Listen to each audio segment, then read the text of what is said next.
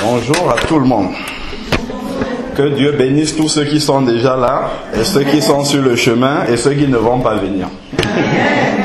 Que le Seigneur soit avec nous tous, et que vraiment le Seigneur puisse étendre sa main encore aujourd'hui, selon les besoins des uns et des autres, que le Seigneur puisse combler tout ce dont nous avons besoin dans nos vies, parce que le Seigneur connaît mieux que nous ce dont nous avons besoin.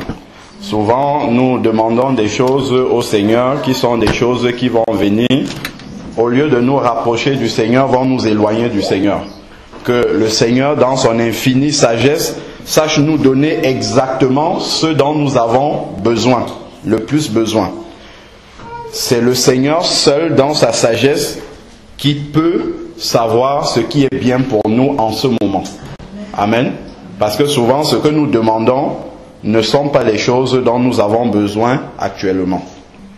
Donc on le dit déjà depuis un moment, nous savons que nous vivons actuellement dans des temps qui sont des temps difficiles déjà, on va le dire, parce que la parole de Dieu nous le dit.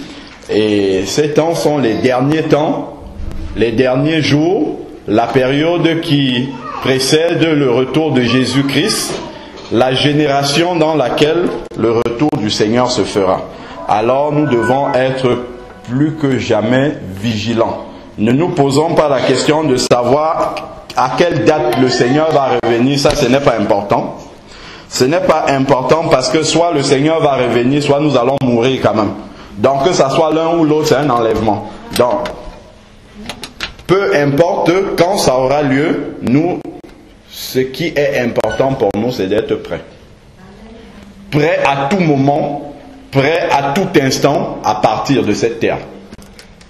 Donc, ce qui importe, comme on l'a dit, c'est pas la manière, c'est pas de partir, parce que nous partirons de toute manière, c'est la manière dont on part. Nous savons que le corps va rester, mais tout ce que nous avons à l'intérieur, c'est ce que nous allons apporter avec nous. Et ce que nous avons à l'intérieur de nous va déterminer la destination que nous allons prendre une fois que nous allons quitter la terre. Amen. C'est pour cela qu'il faudrait que nous travaillions de plus en plus, plus nous réalisons que le retour du Seigneur est proche, plus nous réalisons que nous nous approchons de la tombe, plus nous devons préparer notre intérieur à cette rencontre-là avec le Seigneur.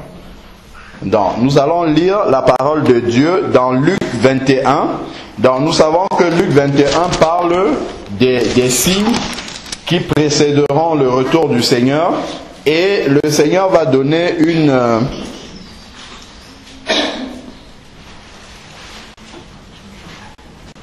une manière de se comporter lorsque nous allons voir tous ces signes-là se manifester et se réaliser. Et nous savons bien que nous sommes en train de les voir se réaliser sous nos yeux. Alors, Luc 21, au verset 28.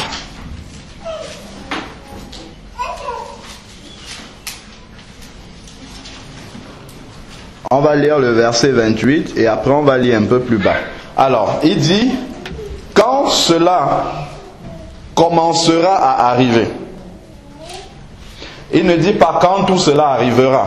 Il dit quand ça va juste commencer. Donc quand on va commencer à observer les signes précurseurs, c'est-à-dire les signes que le Seigneur cite dans ce passage-là, lorsque cela commencera à arriver, redressez vos têtes et levez la tête.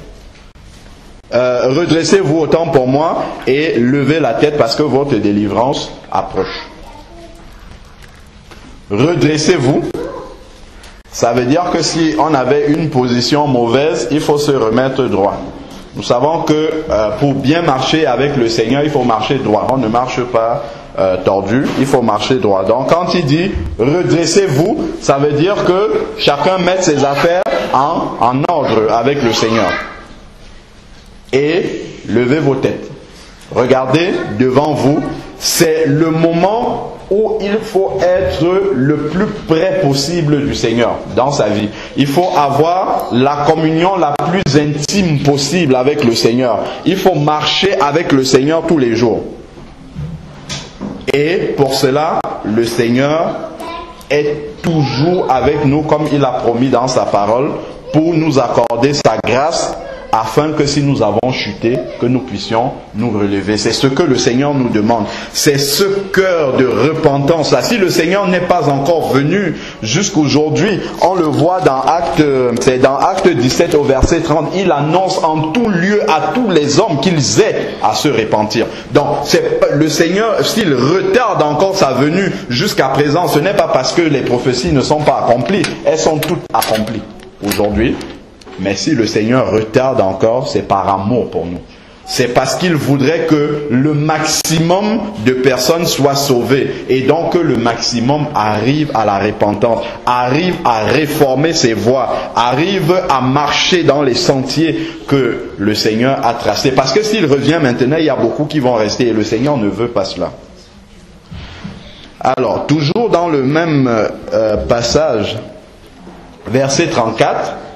c'est le Seigneur, après avoir donné des signes, c'est bien de connaître les signes, mais encore faudrait-il marcher comme le Seigneur nous demande de marcher pendant que nous voyons ces signes-là s'accomplir. Verset 34, il dit, prenez garde à vous-même. Prenez garde à vous-même, c'est-à-dire veillez sur vous-même, veillez sur votre manière de marcher, veillez sur votre relation avec le Seigneur, veillez sur vos lampes. C'est ce que le Seigneur veut dire. Prenez garde à vous-même de crainte que vos cœurs ne s'apesantissent par les excès et l'ivrognerie et par les soucis de la vie, et que ce jour ne fonde sur vous à l'improviste. Nous savons que le Seigneur ne va pas annoncer sa venue. C'est pas à la télé qu'on va nous annoncer que Jésus est en train de revenir. Ça, c'est sûr que c'est pas là-bas qu'on va nous annoncer cela. Nous savons qu'il va venir dans la nuit comme un voleur. Ça, il nous l'a dit également. Personne ne va s'y attendre. Mais dans 1 Thessaloniciens, il nous est dit également que vous n'êtes pas des ténèbres pour que ce jour-là vous surprenne. Donc, normalement, les enfants de Dieu ne doivent pas être surpris par ce jour-là. Quand je dis ce jour-là, pour moi, j'associe à la fois le retour de Jésus et la mort. Les deux, c'est la même chose pour moi. Pour nous, c'est exactement la même chose. C'est le départ dont il s'agit ici. Donc, ce jour de notre départ-là ne doit pas nous... Ça peut surprendre ceux qui sont autour de nous, mais ça ne doit pas nous surprendre. Pourquoi? Parce qu'on est prêt à tout moment. Alors, il dit, prenez garde à vous-même. Les excès dont il est question, c'est toute forme d'excès dans notre vie. Parce que les excès nous éloignent de la présence de Dieu. Lorsque on va dans les excès, notre cœur est attaché à autre chose que de notre communion avec le Seigneur. Parce que dans la communion avec le Seigneur, nous sommes toujours dans la modération. Nous faisons les choses sans exagérer et cela nous permet d'avoir toujours nos pensées disponibles pour méditer aux choses du Seigneur, pour méditer aux choses d'en haut. Mais quand nous sommes dans les excès, notre cœur est toujours attaché à en avoir toujours plus, à faire toujours un peu plus que ce qui est de la normale. Alors là, il parle de l'ivrognerie, par exemple, d'en boire exagérément du vin. Voilà, les soucis de la vie. Donc, sachant que l'un des signes du retour du Seigneur également, c'est que les soucis et les occupations de la vie seront tellement importants que notre cœur sera attaché à cela. C'est annoncé dans la parole de Dieu que nous aurons beaucoup de soucis, beaucoup de préoccupations. Que ce soit les factures, que ce soit les problèmes avec les enfants, il y a de multiples problèmes. Mais la parole de Dieu nous dit attention que ces choses-là ne prennent pas la place dans notre vie. Le Seigneur ne dit pas qu'avant son retour, il va faire cesser tous les problèmes dans nos vies. Il va arrêter toutes les tempêtes de nos vies. Au contraire, il dit qu'il y aura ces tempêtes-là, mais attention que ça ne nous occupe pas tellement l'esprit, en sorte que nous nous détournions de cette vérité-là que nous avons entendue, celle qui nous dit que le Seigneur revient bientôt, celle qui nous dit qu'à tout moment nous pouvons partir de la terre pour rejoindre le Seigneur et que nous devons nous préparer. Donc cela arrive à l'improviste. Alors, donc faisons très attention aux soucis de la vie. Les soucis peuvent tellement nous préoccuper que nous négligeons notre communion avec le Seigneur, et à ce moment-là, il peut intervenir quelque chose. Il peut intervenir ce départ dans notre vie sans que nous ne soyons préparés à notre rencontre avec le Seigneur. Et c'est dans Amos 4 au verset 12 qu'il dit « Prépare-toi à la rencontre de ton Dieu ». Nous prenons Éphésiens 5.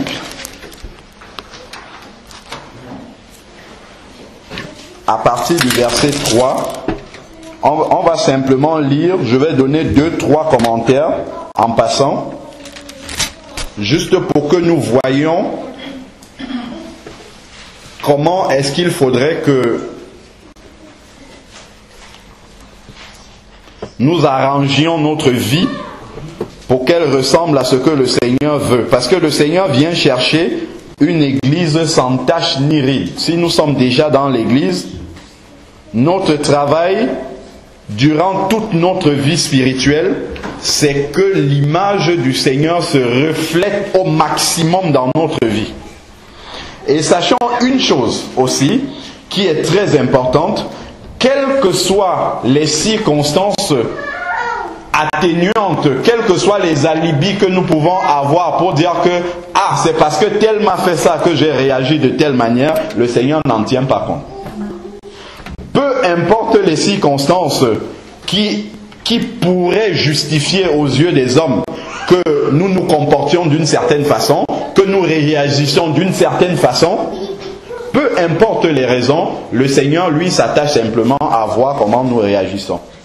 Et sachions que, comme nous dit Romains 8 au verset 28, tout concourt au bien de ceux qui aiment Dieu. Donc, le Seigneur permet que tout cela arrive dans nos vies, à savoir les conflits avec les gens. Donc, on avait lu dans Hébreux 12 au verset 14, rechercher la paix et la sanctification sans laquelle nul ne verra Dieu. Donc, en fait, quand le Seigneur revient, il veut nous trouver en paix avec les gens.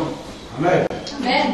Il veut nous trouver en paix avec tout ce qui nous entoure. Donc, la première chose à faire dans nos vies pour nous préparer au retour du Seigneur, c'est de nous réconcilier avec tous ceux avec lesquels nous avons eu des problèmes, avec ceux dont nous nous sommes séparés pour un problème ou pour un autre, peu importe si nous avons raison. Ça, le Seigneur ne veut pas savoir si c'est nous qui avions raison dans l'histoire.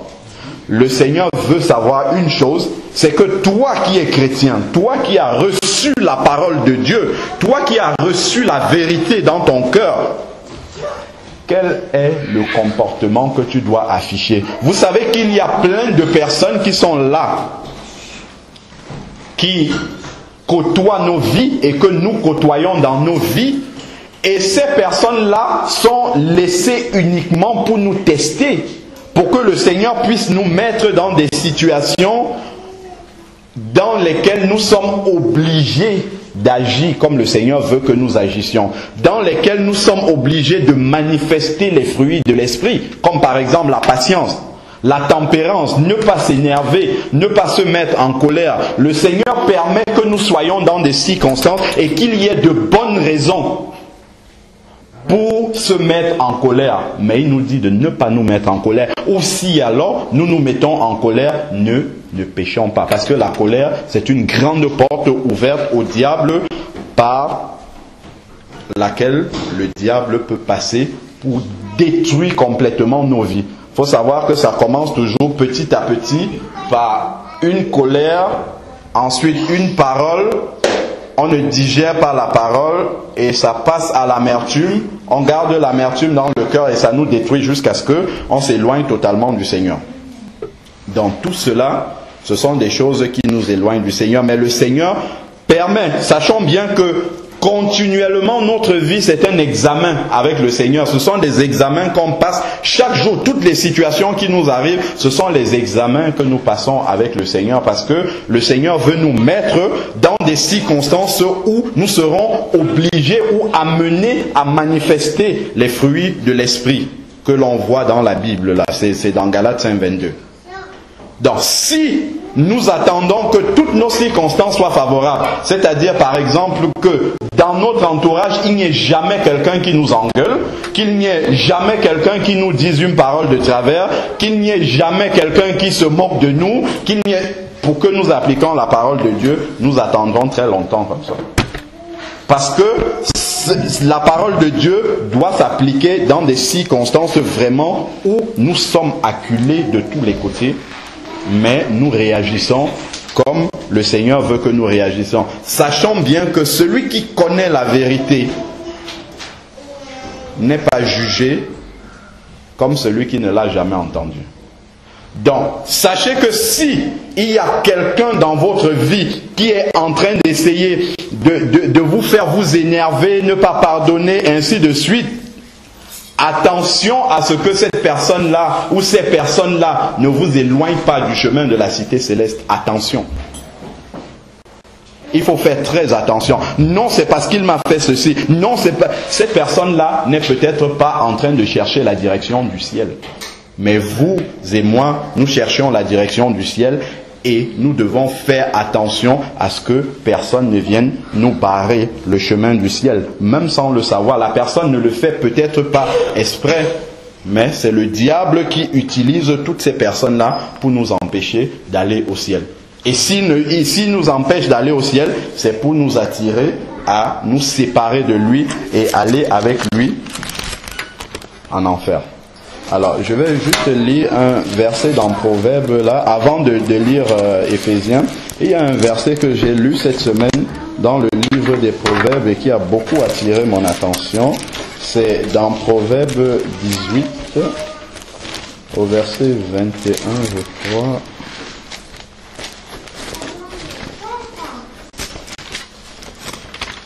On avait dit dans le message dimanche que la puissance négative de la langue est quelque chose qui peut également nous freiner dans notre communion avec le Seigneur, surtout en ces moments où nous avons vraiment besoin de faire de l'huile dans nos lampes. Alors, voilà.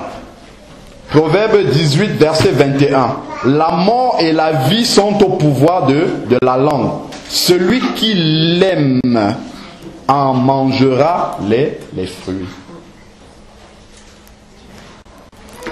La vie et la mort, le ciel et l'enfer sont au pouvoir de la langue.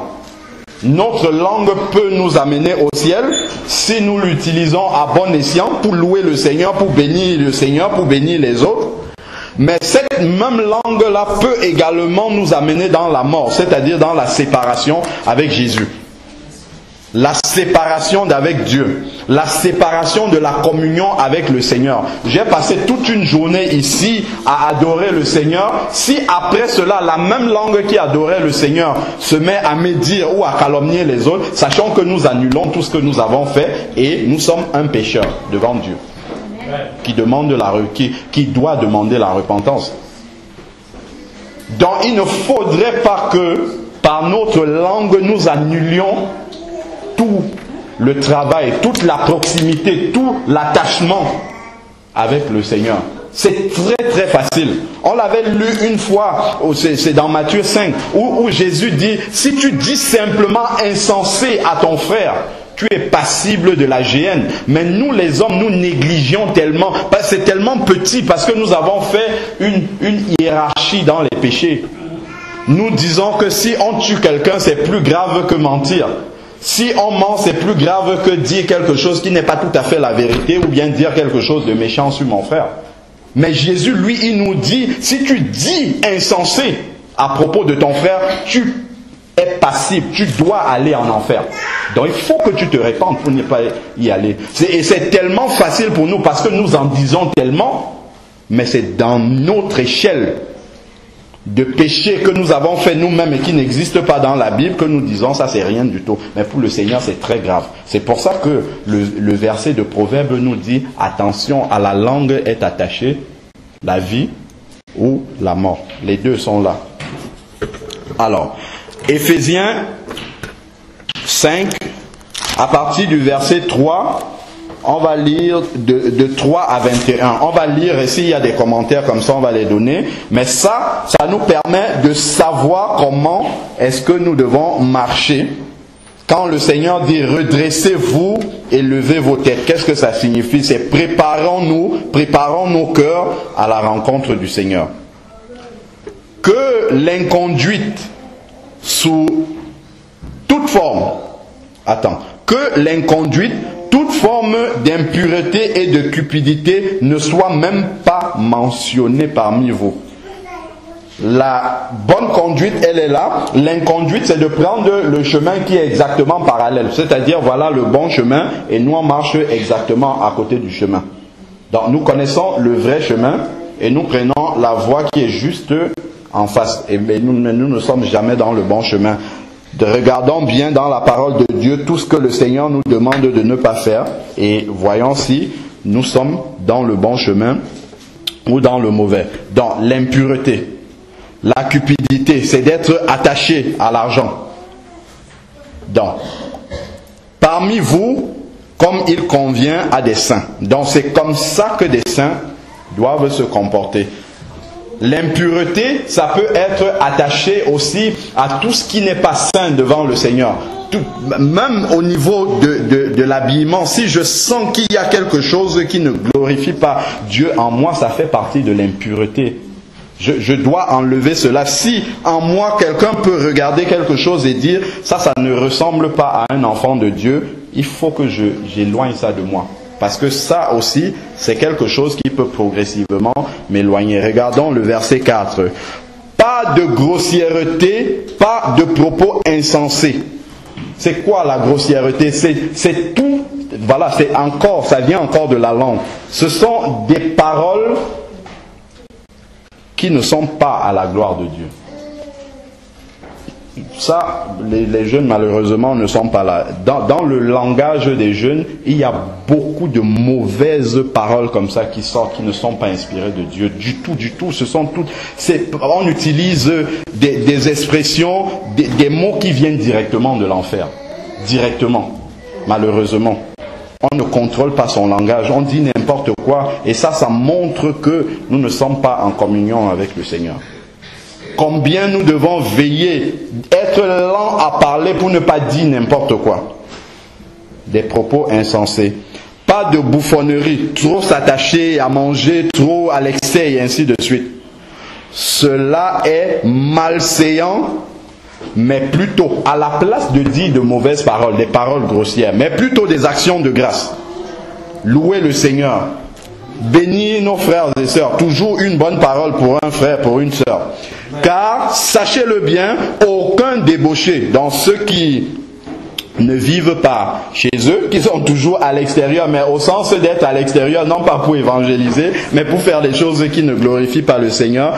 Les débauchés, les impurs, les cupides, c'est-à-dire des idolâtres. Quand on est attaché, quand son Dieu c'est son matériel, c'est son argent, on est attaché à cela et c'est ça qui fait notre sécurité. C'est-à-dire que parce que j'ai de l'argent, j'ai du matériel, ça me met en sécurité plutôt que de s'appuyer sur Dieu qui est notre seule sécurité, la sécurité inébranlable. Parce que ce matériel-là a remplacé Dieu dans notre cœur. C'est cela qui fait en sorte que nous devenons un idolâtre. Parce qu'à la place de Dieu, nous avons mis autre chose en laquelle nous avons plus de confiance qu'en Dieu. C'est pour ça qu'il appelle cela de l'idolâtrie. N'a d'héritage dans le royaume du Christ et de Dieu. Alors, que personne ne vous séduise par de vains discours. Donc, faisons aussi très attention à ce que nous entendons maintenant. Il y a tellement de paroles qui sont dites sur la Bible, tellement de manières de de entre guillemets servir le Seigneur qui ne sont pas du tout bibliques. Donc ici, le Seigneur par le biais de l'apôtre Paul nous dit qu'il faut veiller à ce que nous entendions. Donc comme les chrétiens de Béret, toujours vérifier dans la parole de Dieu tout ce que nous entendons. Est-ce que c'est cela qui est vraiment écrit dans la Bible? Si on a un doute, se rapprocher du Seigneur. C'est le seul, par le biais du Saint-Esprit, qui peut nous dire la vérité sur tel ou tel sujet pour lesquels on semble ne pas avoir de confiance dans la parole que nous sommes en train d'attendre. Alors, car c'est pour cela que la colère de Dieu demeure sur les fils de la rébellion, c'est-à-dire ceux qui ne respectent pas tout ce que nous sommes en train de dire. N'ayez donc aucune part avec eux. Donc le Seigneur nous invite, nous exhorte à nous séparer même, à nous séparer de ceux qui ne sont pas attachés à obéir à la parole de Dieu. Donc si on a des gens, on leur dit ta manière de marcher avec Dieu n'est pas bonne et qu'ils ne veulent pas changer, au bout d'un moment, on doit se séparer d'eux. Parce que l'apôtre Paul dit, les mauvaises compagnies corrompent de bonnes mœurs. Et ça peut nous coûter d'un point de vue sentimental. À un moment donné, le Seigneur nous commande de laisser tomber des personnes qui ne nous amènent pas ou qui ne nous rapprochent pas du Seigneur.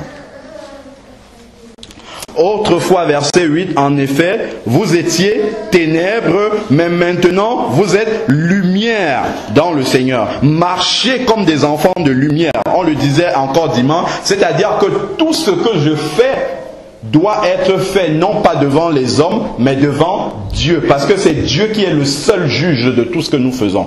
Donc les hommes peuvent critiquer ce que vous faites. Peu importe, c'est pas important. Si vous travaillez pour Dieu, peu importe ce que les hommes disent sur vous. Il y en a beaucoup, dès qu'ils ont la moindre critique, c'est fini, ils arrêtent tout, ils ne font plus rien pour le Seigneur. Si vous attendez que les gens soient toujours à vous dire c'est bien ce que vous faites pour avancer, ça, vous allez toujours vous casser la figure. Toujours, toujours. Et si vous voulez regarder ce qui plaît au cœur de l'homme, vous n'allez jamais pouvoir aider les gens. Mais quand vous regardez à Dieu, vous dites ce que Dieu veut que vous dites aux hommes. À ce moment-là, même comme souvent les hommes ne savent pas ce qui est bien pour eux, parce que les oreilles veulent entendre ce qui est agréable. Mais vous, au moins, comme vous êtes connecté à Dieu, vous savez que c'est ça que les gens doivent entendre. C'est ça que vous devez dire à telle personne. C'est telle autre parole que vous devez dire. Encouragez, dites-le dans l'amour, mais il faut dire ce qui est bien, ce que le Seigneur veut que nous disions. Donc la crainte des hommes. Plus nous avons de la crainte pour le Seigneur, moins nous aurons la crainte des hommes. Plus nous craignons Dieu, moins nous allons craindre les hommes. Nous avons souvent beaucoup peur des hommes. Nous sommes beaucoup timides parce que nous ne craignons pas suffisamment Dieu. Quand vous craignez suffisamment Dieu, c'est fini. Vous n'avez plus peur d'aucun homme. Parce que vous savez que vous êtes directement sous la houlette de Dieu et que personne ne peut vous ravir entre les mains de Dieu. Personne ne peut rien contre vous tant que le Seigneur n'a pas décidé. Et on va voir d'ailleurs dans un témoignage où quand Dieu dit « ma main est sur toi », peu importe, on peut même avoir l'arme sur toi, on tire comme ça, il n'y a rien qui se passe. On va voir dans un exemple là, tout à l'heure. Si ton œuvre n'est pas finie sur la terre, tu ne peux pas partir. Peu importe la situation dans laquelle tu te trouves, si un homme dit « je vais te faire partir maintenant là », tu ne partiras pas. Si Dieu dit que ton œuvre n'est pas finie sur la terre, tu ne partiras pas. Donc, marchons dans la lumière, faisons tout devant le Seigneur et non devant les hommes. Verset 9, Éphésiens 5, verset 9. Car le fruit de la lumière consiste en toutes sortes de bonté, de justice et de vérité. Dans toutes sortes de bonté, c'est bonté envers les autres. Soyons toujours tournés vers les autres. Parce que quand tu t'occupes des autres, le Seigneur s'occupe de toi. Et peu importe pour toi, mais si les autres obtiennent de toi, si tu es une bénédiction pour les autres, tu seras forcément béni. Ça, tu n'as même pas à t'occuper de cela. C'est parce que nous sommes souvent trop centrés sur nous-mêmes que nous n'avançons pas. Mais si nous voulons faire avancer les autres, le Seigneur nous fera avancer même encore plus vite, pour que nous aidions les autres à arriver là où nous sommes déjà. Amen. Amen.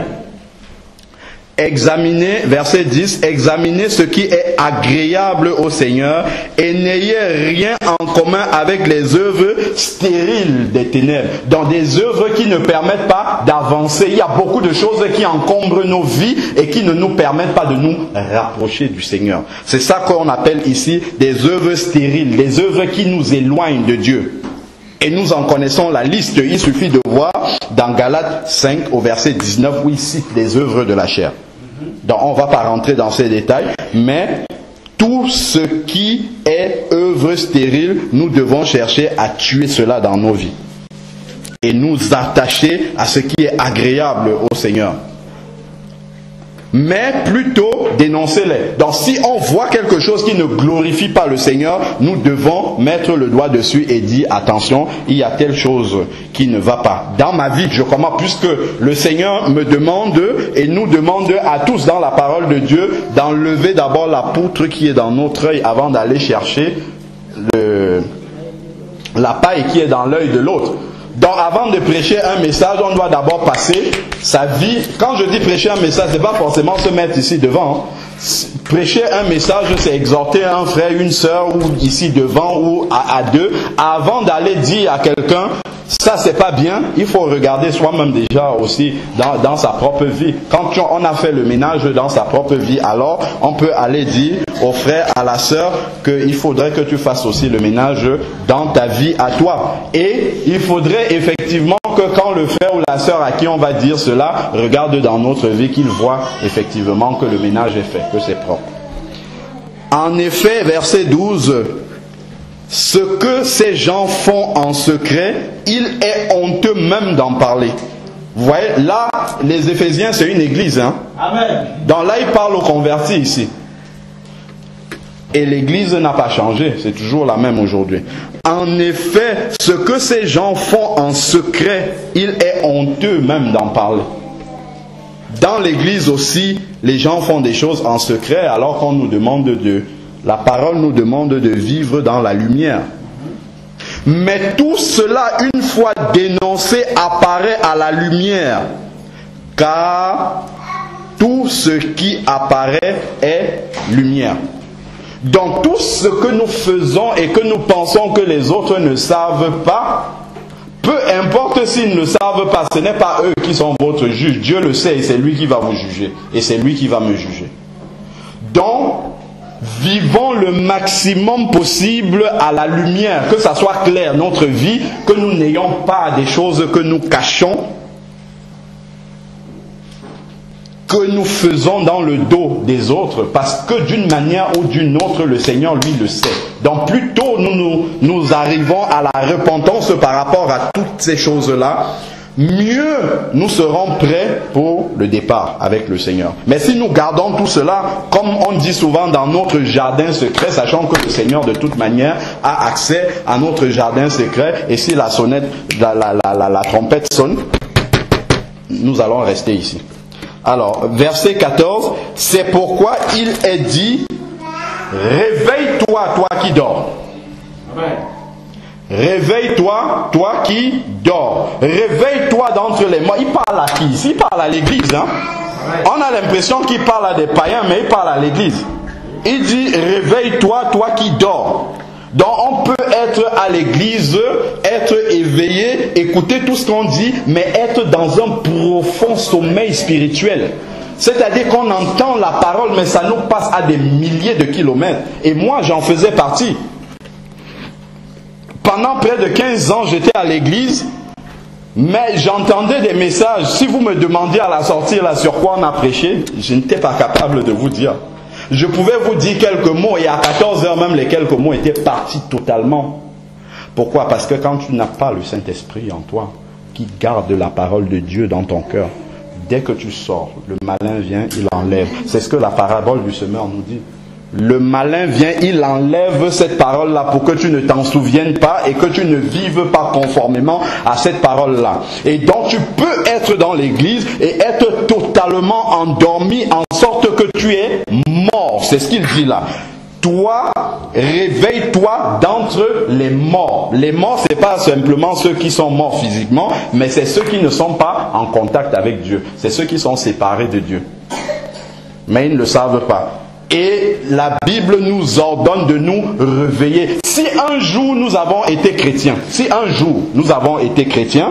nous avions été convertis un jour et que nous nous endormions, c'est-à-dire que nous rétrogradions, la Bible nous dit réveille-toi. Vous avez vu, c'est à l'impératif, c'est un ordre. Il ne dit pas il faut qu'on prie pour toi pour que tu te réveilles. Il dit réveille-toi parce que tu en as la capacité de te réveiller tout seul.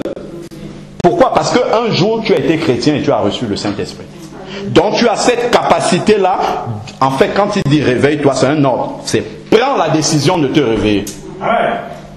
C'est une décision que tu prends. C'est pas que les autres vont observer que mais celui-là ça ne va. Certes, on a tous des périodes où nous sommes en baisse de régime, comme on dit, et on a besoin de l'intercession des autres. Mais il n'appartient pas aux. Certes, c'est un devoir pour les autres, mais pour nous, nous devons nous dire que c'est à nous de veiller sur notre vie spirituelle. Ce ne sont pas les autres qui doivent veiller sur notre vie spirituelle et observer que ça ne va pas. Déjà, nous-mêmes, nous devons faire notre propre bilan et demander de l'aide dans la prière aux autres. Les autres ne doivent être qu'une aide pour nous. Les autres ne doivent pas être la béquille sur laquelle on repose, en sorte que si on enlève la béquille, nous tombons. Non, les autres ne sont qu'une aide pour nous conduire à toujours marcher droit avec le Seigneur, comme il nous a dit, levez vos têtes et regardez. Alors, verset 15, veuillez donc avec soin, car sur votre conduite. Veuillez donc avec soin sur votre conduite. Chaque action que je commets, il doit avoir une question sous-jacente immédiate qui se produit dans notre tête. Et ça, quand on prend l'habitude de marcher avec le Seigneur, de marcher dans la lumière, ça devient un fonctionnement automatique chez nous. Chaque action que nous commettons, il dit veillez donc avec soin sur votre conduite. Chaque action que je commets est précédée, pas est suivie. Est précédée, c'est-à-dire que ça vient avant. Quand je suis en train de me préparer à commettre une action, il y a déjà une question qui s'est posée dans ma tête. Est-ce que ça glorifie le Seigneur? C'est automatique. Donc en allant commettre l'action, je sais déjà quel est le résultat pour le Seigneur de cette action. Si elle est mauvaise, je sais que c'est un péché déjà. Parce que le Saint-Esprit me dit avant. Ce que tu vas faire là, ça ne glorifie pas Dieu. Donc quand il dit veillez sur votre conduite, c'est faites attention à chaque chose. Parce que la conduite, c'est tout c'est toute notre vie. Nous sommes tout le temps en train de nous conduire d'une certaine façon ou d'une autre. Donc il dit faire attention en fait à notre conduite. Non comme des fous. Un fou, c'est quelqu'un qui ne sait pas ce qu'il fait. Il ne sait pas où il va. Mais nous savons où nous allons. Nous savons que nous voulons aller au ciel. C'est pourquoi on est là. Sinon, ça ne sert à rien de venir là. Nous savons la destination que nous avons décidé. En plus, personne ne nous a forcé. Nous avons décidé de prendre un certain chemin. Il nous dit dans Matthieu 7, du verset 13 au verset 14, large est le chemin qui mène à la perdition. Il y a beaucoup de personnes sur ce chemin. Nous étions tous sur ce grand chemin-là qui mène à la perdition, c'est-à-dire à l'enfer. Et quand le Seigneur nous a appelés, nous avons décidé de nous convertir. Nous avons laissé le Saint-Esprit entrer en nous et nous avons changé de chemin. Nous avons pris maintenant un chemin étroit, un tout petit chemin, mais nous savions que ce chemin-là était étroit et resserré. Et c'est le chemin qui mène à la vie. Donc nous ne sommes pas des fous. Parce que nous savons ce que nous avons choisi et nous savons où nous voulons aller. Parce que souvent nous sommes assis dans l'église, mais nous nous comportons exactement comme des insensés, c'est-à-dire des personnes qui ne savent pas où elles vont. Des personnes qui ne savent pas que la trompette va sonner alors que nous l'entendons tous les jours. Donc celui qui ne se prépare pas, c'est quelqu'un qui est complètement insensé. On écoutait le pasteur Peter Schmidt. C'était un dimanche qu'on a suivi ce message ici, qui parlait d'un roi qui avait ce qu'on appelle le fou du roi. Le fou du roi, c'est quelqu'un qui raconte des histoires drôles au roi et qui amuse en fait. Il amuse la galerie, il amuse le roi. Quand le roi a envie de se défouler, de rigoler, il l'appelle le fou du roi et le fou vient lui raconter des histoires drôles et le roi rigole. Dans un jour alors, le roi fait appeler le fou du roi Et le fou du roi arrive, il dit au roi, roi, je vais te raconter plein d'histoires, j'ai plein de nouvelles histoires, il faut que tu l'écoutes, ça va te faire bien rigoler, ça va te faire bien marrer. Et le roi n'avait pas envie de rigoler ce jour-là. Il lui dit, fou, je t'appelle. Et oui, j'ai omis une partie de cette histoire-là. C'est que quand le fou du roi racontait des histoires au roi, le roi rigolait tellement qu'il disait au fou, tu es tellement fou que si je vois plus fou que toi un jour, je pense que ça n'existe pas sur la terre. Et donc, le jour où le roi fait appeler le fou du roi, et le fou du roi lui dit, j'ai beaucoup de belles histoires nouvelles à te raconter. Le roi lui dit, non, je ne t'ai pas fait appeler pour que tu me racontes des histoires, j'ai une nouvelle à t'annoncer. Une nouvelle, c'est que je vais pour un long voyage, un très très grand voyage. Le fou du roi lui dit, roi, c'est pas grave, le temps que tu reviennes, je vais préparer encore de belles histoires pour que tu rigoles encore plus qu'avant, lorsque tu vas rentrer. Et le roi lui dit, non. En fait, le voyage que je vais faire, je ne vais pas revenir. C'est un voyage éternel, je pars et en plus je ne sais pas où je vais. Bon, le fou du roi, il comprend que c'est sérieux, il ne rigole plus. Il dit au roi, roi, comme tu ne vas pas revenir, comme tu vas très loin, j'espère au moins que tu as préparé tes effets, que tu as pris beaucoup de victuailles, beaucoup de nourriture, que tu as préparé tes servants, tes serviteurs qui vont t'accompagner avec toi pour que tu ne souffres pas là où tu vas et que tu... Et le roi lui dit, non, je n'ai rien préparé de cela parce que je ne savais pas que le voyage allait se présenter aussi brutalement et aussi rapidement. En fait, le roi savait qu'il allait mourir d'un instant à l'autre, mais il n'était pas préparé. C'est cela. Et le frère, le pasteur Peter Schmidt, quand il racontait cette histoire, il nous disait que nous nous préparons à toutes sortes de choses. Les enfants, nous les envoyons à l'école dès le bas âge. Pourquoi? Parce qu'on veut que nous voyons, nous observons dans la vie, les gens ont besoin de savoir lire, de savoir écrire, de savoir compter, de savoir faire les démarches administratives et ainsi de suite. Voilà pourquoi nous envoyons les enfants à l'école, pour qu'ils soient préparés à la vie. Pourquoi? Parce que nous ne sommes pas fous. Parce que nous anticipons à ce qui va arriver avant et nous préparons les enfants pour qu'ils aient à affronter cela.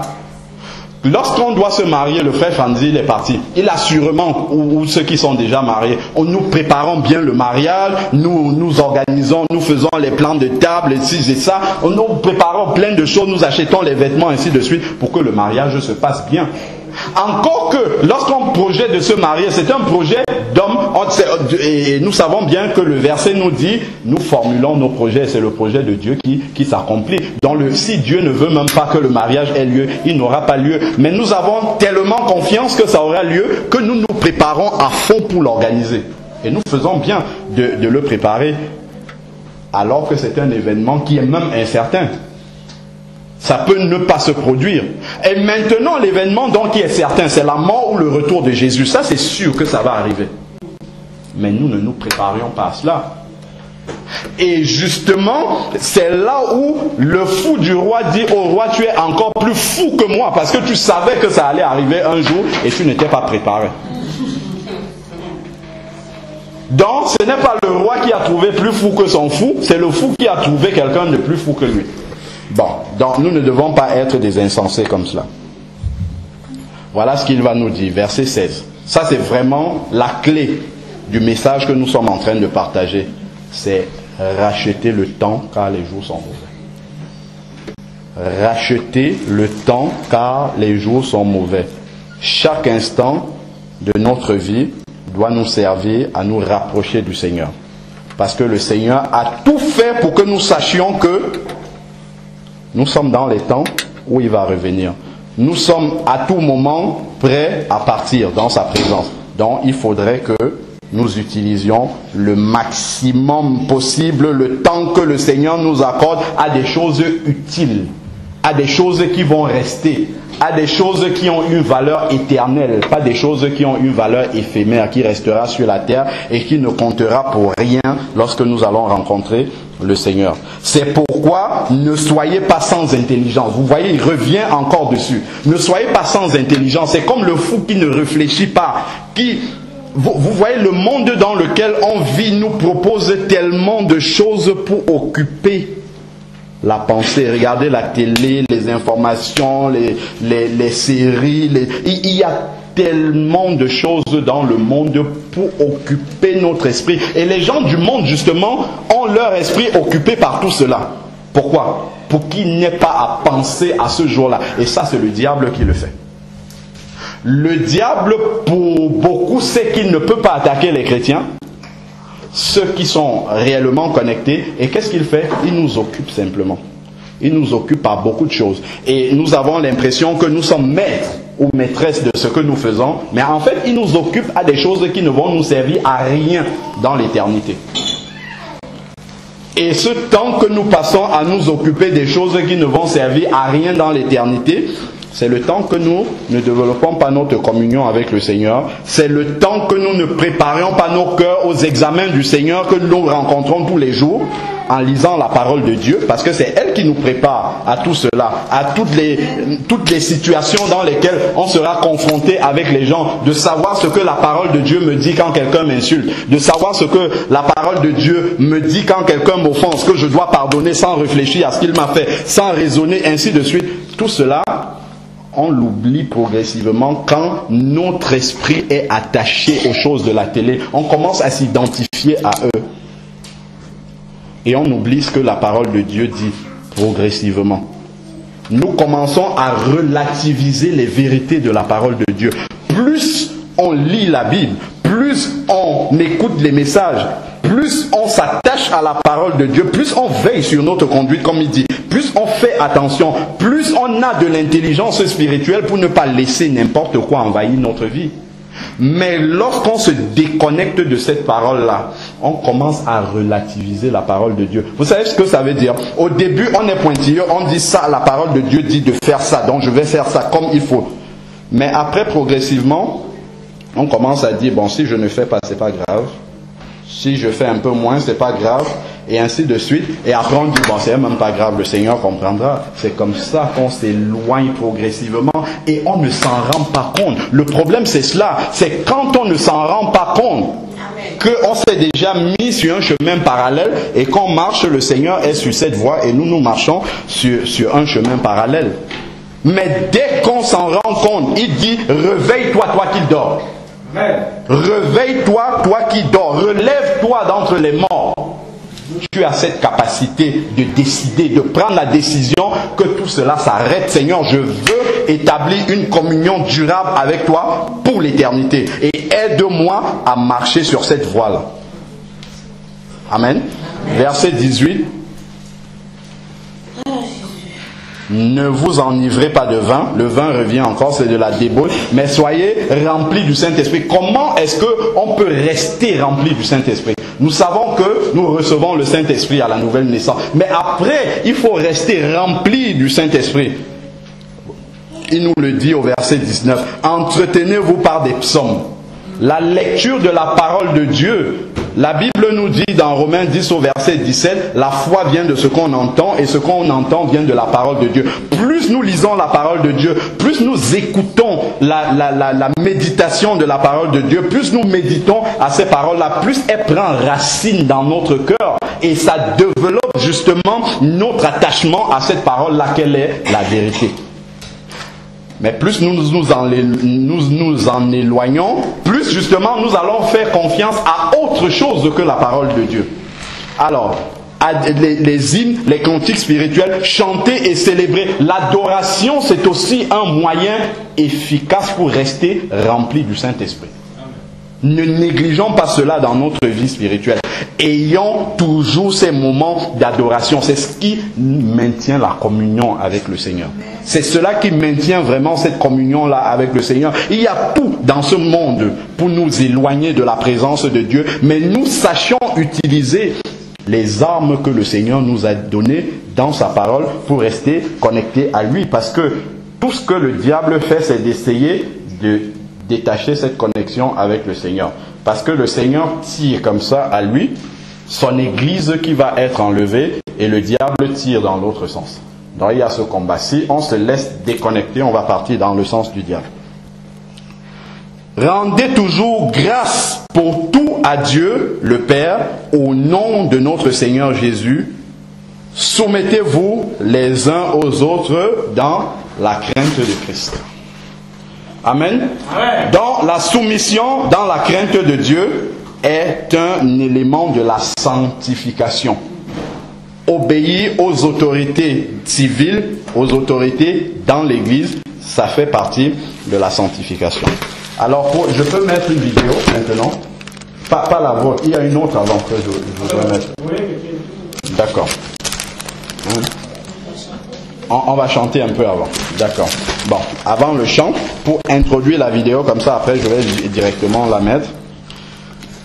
Donc, nous parlons du retour de Jésus. Beaucoup de gens nous ont parlé du retour de Jésus. Nous allons encore le voir dans différentes vidéos d'autres personnes qui ne vivent même pas dans notre espace, qui sont ailleurs dans le monde. Vous verrez les pays dans lesquels ils sont, qui eux aussi vont nous dire leurs expériences qu'ils ont eues par rapport au message du retour de Jésus. Et vous comprendrez que ce ne sont pas des gens qui sont dans un coin comme nous qui parlent de ce message. Mais Jésus, à tous les pôles, partout, les quatre hémisphères, annonce à tous les hommes qu'il va bientôt revenir.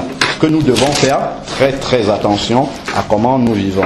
Donc nous allons prendre dans Ésaïe 19 à partir du verset 16. Ésaïe 19 à partir du verset 16. Et nous allons finir dessus. Je vais juste donner l'idée de ce texte-là, vu d'une manière prophétique, parce que ça a quelque chose à voir avec la vidéo que nous allons suivre. Ésaïe 19, verset 16. Donc ça, c'est un chapitre prophétique.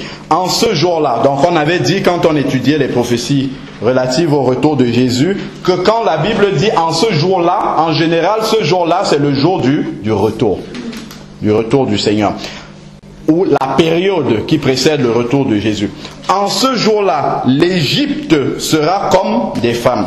Elle tremblera et aura peur en voyant s'agiter la main de l'Éternel des armées.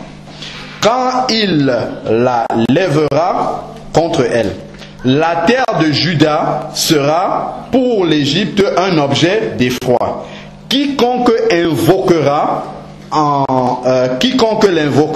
aura peur à cause de la résolution prise contre elle par l'Éternel des armées.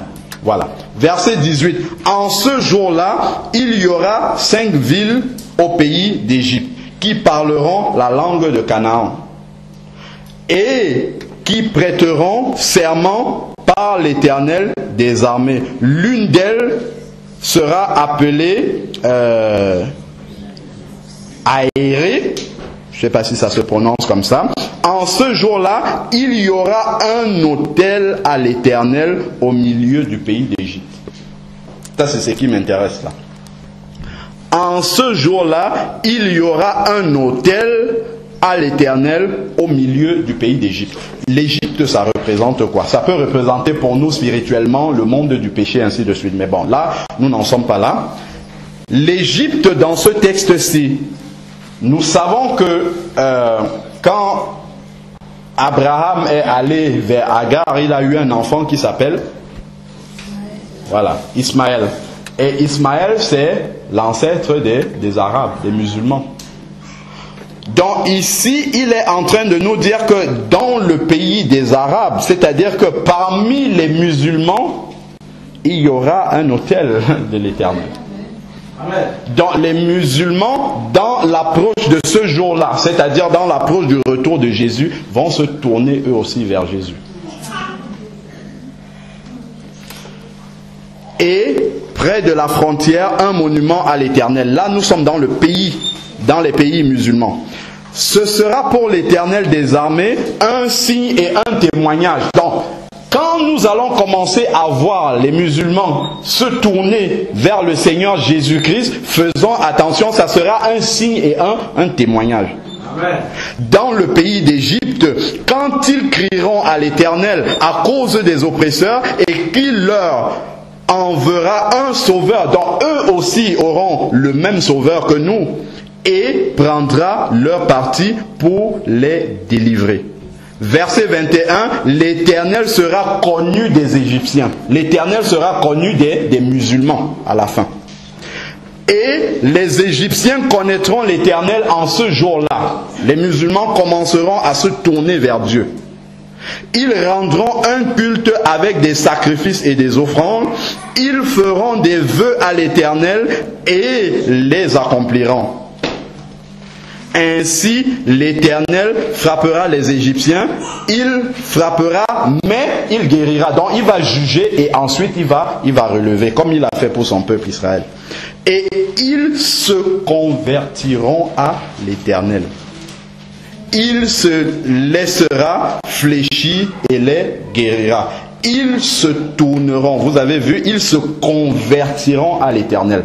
Donc, lorsqu'on voit des musulmans commencer à se tourner en masse vers l'Éternel, faisons attention, c'est également un signe fort du retour du Seigneur.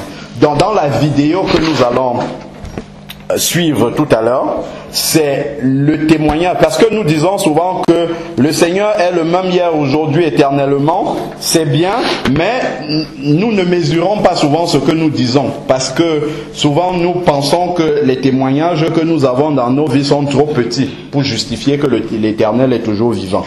Bon, nous allons écouter des témoignages qui sont encore plus forts. Vous savez que l'islam, c'est quelque chose qui fait partie de l'identité même des Arabes. C'est-à-dire que quand l'enfant naît, il grandit avec ça. C'est quelque chose qui est profondément ancré dans son cerveau. Donc pour qu'un musulman se convertisse au Seigneur Jésus, il faut carrément que la puissance de Dieu même vienne enlever. Donc ils ont besoin vraiment que le Seigneur se manifeste d'une manière exceptionnelle pour qu'ils se convertissent. Et on va voir justement pour cette dame-là comment le Seigneur s'est manifesté d'une manière extraordinaire dans sa vie. Elle vit dans quel pays? L'un des pays les plus extrémistes où on ne peut même pas admettre qu'une Bible passe. Au Pakistan. Elle s'est convertie sans que personne ne lui prêche l'évangile. Parce que là où nous ne pouvons pas aller, c'est Jésus lui-même qui va faire le travail. Et on va voir que le Seigneur le fait fidèlement. Prions. Éternel Dieu Tout-Puissant, merci encore pour ta parole que tu nous as donné de partager ce matin, Seigneur. Merci, Seigneur, parce que tu as beaucoup d'amour pour nous, Seigneur, et que tu es toujours là, Seigneur, pour nous rappeler, Seigneur, de nous préparer, nous rappeler, Seigneur, de réformer nos voies, nous rappeler, Seigneur, de nous repentir, de revenir à toi, Seigneur, d'avoir un cœur attaché à toi, Seigneur. Merci encore, Seigneur, pour ton sang précieux qui est toujours disponible parce que tu nous dis, Seigneur, dans 1 Jean 1,9, celui qui confesse ses péchés, tu es fidèle et juste, Seigneur, pour les pardonner. Et ton sang, Seigneur, nous purifie de toute iniquité, Seigneur. Merci parce que nous avons cette possibilité-là, Seigneur, de toujours nous approcher, Seigneur, de toi. Éternel Dieu, je te prie encore de te révéler, Seigneur, dans ma propre vie, Seigneur, pour que je corrige tout ce qui n'est pas à ta gloire, Seigneur. Je te prie de te révéler également, Seigneur, à chacun de mes frères, chacune de mes sœurs, Seigneur Dieu Tout-Puissant. Que ton Esprit Saint, Seigneur, mette le doigt, Seigneur, sur ce qui ne va pas dans nos vies, Seigneur Dieu, afin que nous puissions nous préparer, Seigneur, afin que nous puissions faire des provisions d'huile, Seigneur, afin de ne pas être surpris au moment, Seigneur, où ta sonnette, Seigneur, où ta trompette va sonner, Seigneur Dieu Tout-Puissant, pour enlever ton Église, ou au moment, Seigneur, où nous aurons à partir de cette terre à te rencontrer, Seigneur. Nous voulons préparer nos cœurs, Seigneur, à cette rencontre avec toi. Nous voulons que tu nous trouves, Seigneur, vraiment travaillant, Seigneur, attendant ce jour, Seigneur, comme le surveillant qui veille, Seigneur, pendant toute la nuit, Seigneur, pour t'attendre. Nous ne voulons pas nous